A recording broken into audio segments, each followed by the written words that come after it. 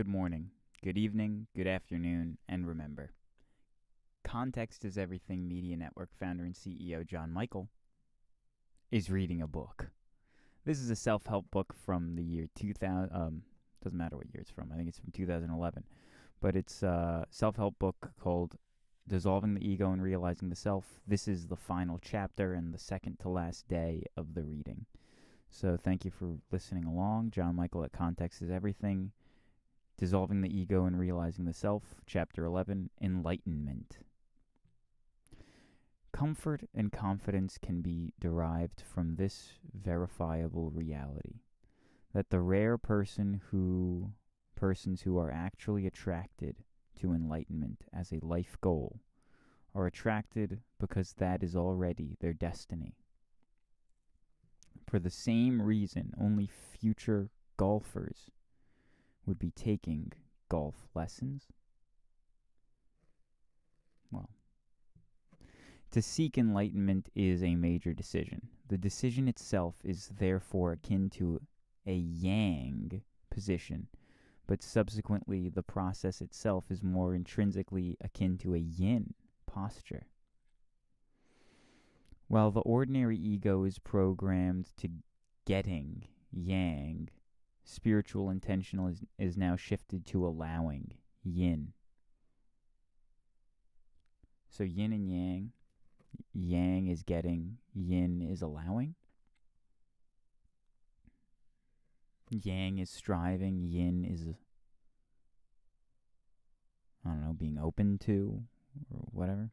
The dedication to self-realization and enlightenment is a disciplined, straight, and narrow path. Thus, a serious devotee is advised to bypass the attraction of curiosity and appeal to the inner child offered by the magical, mysterious, paranormal, and psychic phenomena that are commonly merchandised and profited as learnable skills. Listen to the book Healing the Child Within that I read recently. Do that. Because I read it all, and that's what they're talking about when they talk about your inner child. Your inner child is really the core of all of your struggles, the challenges that you face as as your child, the suppressions that you've done to your true motivator, to your true self, those impingements that occur in childhood need to be unknotted in order to truly find yourself. And so listen to that book, please. The state of enlightenment is therefore potential reality that replaces the illusion of ego's perceptual positionalities. Spiritual intention, effort, dedication potentiate the evolution of consciousness from a linear, limited to the non-linear allness of reality. Enlightenment is the consequence of major shift of content and identification. The experiencer focus is like a screen that veils reality and drops of its own accord when the props are removed. This is the consequence of surrendering the will to the will of God. This is the consequence of surrendering the will to God. The sense of reality of the self was actually due solely to the underlying presence of self. To seriously seek enlightenment is very strict discipline that therefore eschews the attraction of involvement in supposed spiritual movements that are actually intrinsically political in nature and functional. The attraction to changing the world for the presumed better, of course, appears to be the naive idealism of the inner spiritual adolescent and is transcended with maturity.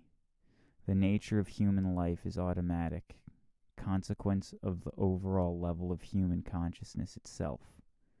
Therefore, to benefit the world is necessary to change not the world, but by virtue of its essence non-linear and its action limited and linear. Oh, that might have been my favorite thing from the whole book. I don't really know what I read, but I liked it. I'm not going to read it again. You can go back. Straight and narrow is the path, for without inner discipline, the spiritual energy becomes dispirited and dissipated and diverse attractions. Straight and narrow is the path, for without inner discipline, the spiritual energy becomes dissipated in diverse attractions. Spiritual energy getting dissipated in many directions. Less direct. Straight and narrow, right? The energy of life is radiance from the field of consciousness, which is mode of presence of divinity that manifests physicality as creation. The capacity for enlightenment is merely the consequence of consciousness returning to its source, which is divinity immanent as itself. The ego self identifies with its various functions and qualities and labels them as me, and says that who I am. This says that this is who I am. This results in vanity of authority and error that originated during the evolution of consciousness, consequences of identification with the experience of the senses. Thus comes about the typical conclusion that I itch instead of the body itches. The same error of ownership occurs with feelings and thoughts, in that the witness identifies with the subject and content of the experiencer. The experiencer function is an information probe that collects linear data and therefore is an it and not a me. It is a functional processing unit similar to the senses of smell or touch. The relinquishment of the ego's potentialities reduces the dominance and opens the door for comprehension and awareness that are non-linear and non-conceptual. This emerges the knowingness of the self, by which conflicts spontaneously dissolve. These inner transformations are accompanied by quiet joy and relief, as well as greater sense of internal freedom, safety, and peace. The power of love of the self progressively predominates, that eventually eclipses all negative feelings, doubts, and obstacles. Transformation is thus not experienced as the loss of the self, but rather as the gain of the emergence and unfoldment of the self, which is of a much greater dimension. What actually emerges is a change of state or condition that supersedes and replaces the old.